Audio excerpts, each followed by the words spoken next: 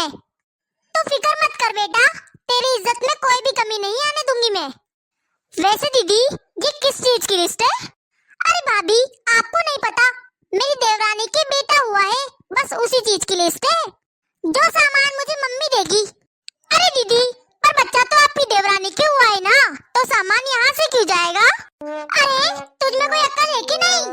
ये उस घर की बड़ी बहू है, तो इसका हक नहीं बनता यहाँ से कुछ ले जाने का। सॉरी मम्मी जी, लेकिन मेरा ये कहने का बिल्कुल मतलब नहीं था। मम्मी जी, आप दोनों वो बात कर रहे थे, इसीलिए मैंने पूछ लिया। और दीदी, वैसे यहाँ से सामान क्या जाएगा?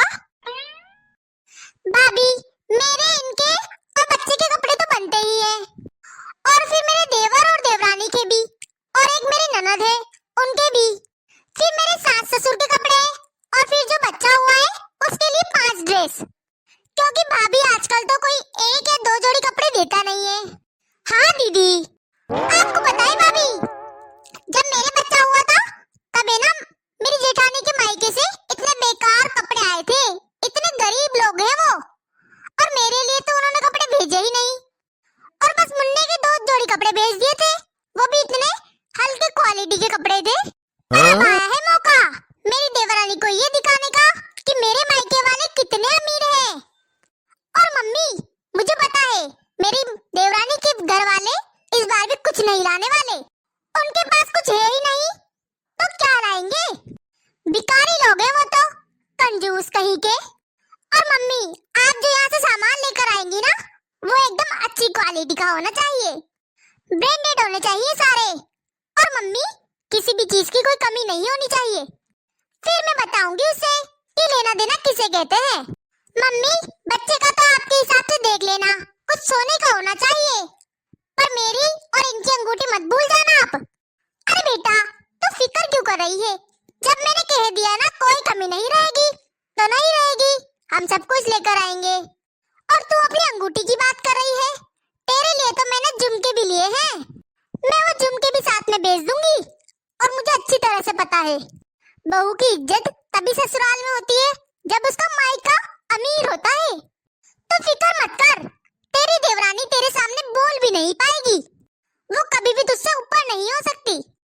पर दीदी, आप बोल रही हैं कि सोने की चीजें, वो तो बहुत ज्यादा हो जाएगा। ये सब कुछ तो आपकी देवरानी के मायके वाले लेकर आएंगे ना, उनका ही हक बनता है, बच्चा तो उनके ही हुआ है ना, हम लोग तो अपने हिसाब से देंगे ना, यहाँ से थोड़ी ना बनेगा सब कुछ। अच्छा भाभी, तो आपने क्या सोचा देने का? मेरे हिसाब से तो दीदी, आप लोगों के कपड़े और 5,000 रुपए दे देंगे, और साथ में कुछ कपड़े भी ले लेंगे देने के लिए। मेरे ख्याल से ये बहुत होगा, क्योंकि सोने की चीजें तो मुझे बहुत ज्यादा लग रही है। जो कुछ आपने लिस्ट में लिखा है, बल्कि उससे कहीं ज्यादा हमने आपके बच्चा हुआ था तब किया था ना, और जब आगे कुछ होगा तब भी करेंगे, बल्कि इससे ज्यादा करेंगे। लेकिन अभी तो आपके देवरानी के हुआ है ना, तो उसके मायके वालों को करने दे। 5,000 और सिर्फ 2 ड्रेस बच्चे के लिए, मेरी नाक कटवाने का इरादा है क्या? बस इसीलिए मैं तुम्हें कोई बात नहीं बताती, इसीलिए मैं मम्मी से अकेले में बात करती हूँ। किसने बोला था आपको यहाँ पर आने के लिए? और मैं जो भी चीजें मांग रही हूँ ना, अपनी मम्मी से मांग रही हूँ, आपसे नहीं।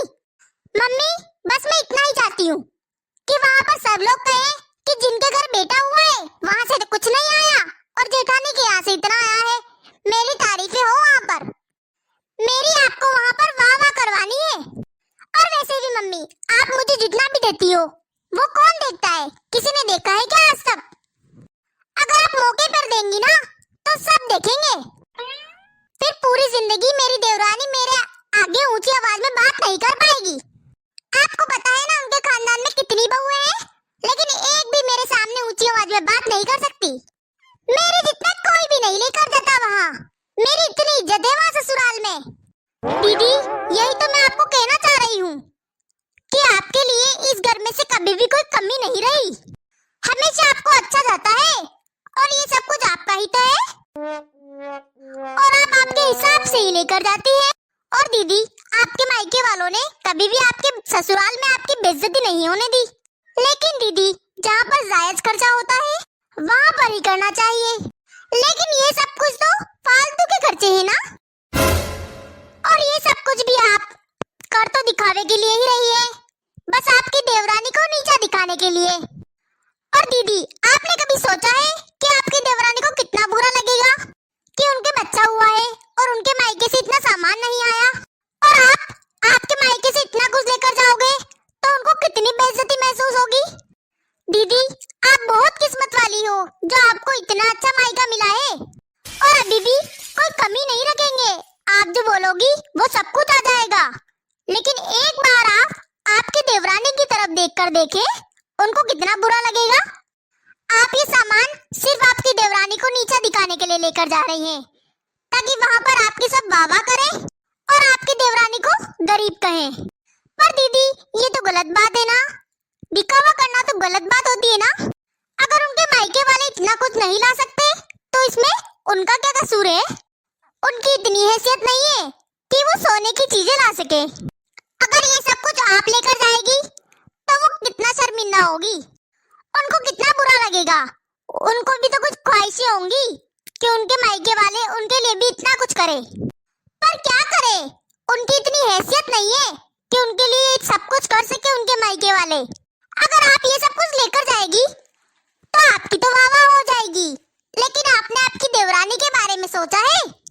उनको कितना बुरा लगेगा, सबके सामने कितनी बेइज्जती महसूस होगी। दीदी, ये सब कुछ तो भगवान ने दिया है ना।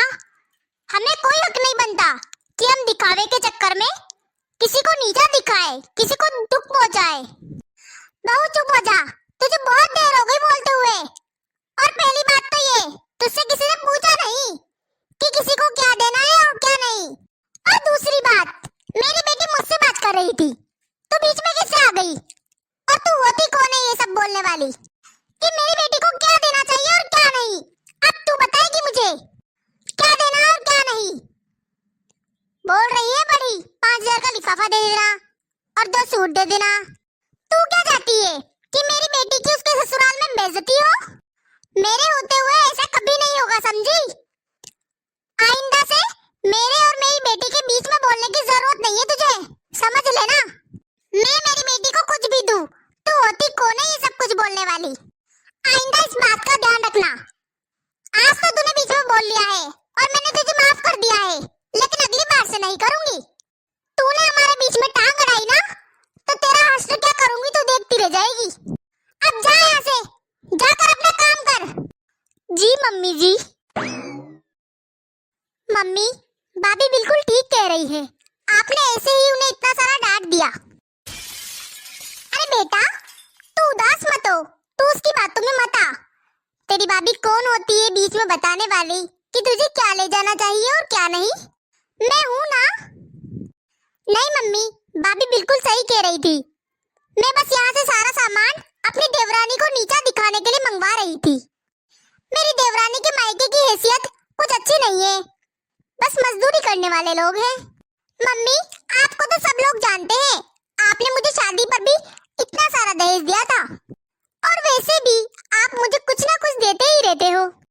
लेकिन मम्मी, अब मेरी देवरानी की बेटा हुआ है और उसके मायके से कुछ नहीं आएगा, और मैं अपने मायके से इतना कुछ मंगवा लूंगी तो कहीं ना कहीं मेरी तो इज्जत हो जाएगी, लेकिन मेरी देवरानी के साथ तो बेइज्जती होगी ना।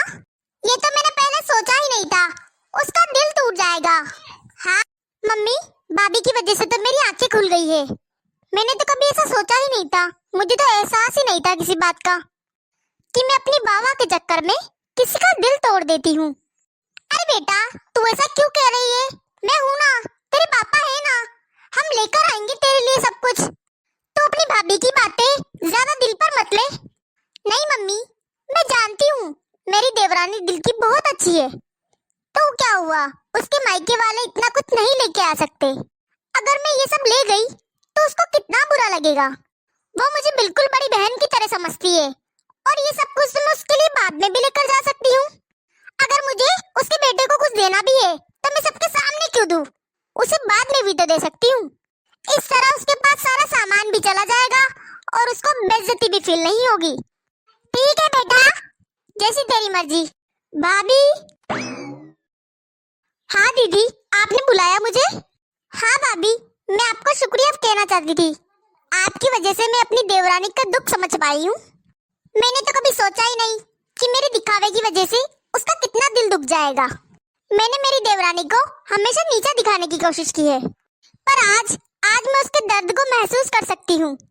मैं आइंदा उसके साथ कभी ऐसा सलूक नहीं करूंगी। भले उसके मायके वाले इतना ज्यादा नहीं दे सकते, वो अपने हिसाब से तो सब कुछ देंगे ना। मैं उसके बच्चे के लिए बाद में सब कुछ दे दूंगी। जरूरी थोड़ी ना है कि मैं सबको दिखाऊं। भाभी, आप प्लीज मुझे माफ कर दीजिए। मेरी वजह से मम्मी ने आपको डांटा। आप प्लीज मुझे माफ कर दीजिए। भाभी, आप बहुत अच्छी हैं और आपकी सोच भी बहुत ज्यादा अच्छी है। आपकी वजह से ये सब कुछ मैं समझ पाई हूँ। अरे दीदी, आपको माफी मांगने की कोई जरूरत नहीं है। मुझे ये समझ आ गया कि आपको सारी बातें समझ आ चुकी है। हेलो दोस्तों, आपको हमारी ये वीडियो कैसी लगी? अच्छी लगी है तो लाइक, कमेंट, शेयर जरूर करें और आगे भी ऐसी मोटिवेशनल वीडियो देखने के लिए चैनल को सब्सक्राइब करें।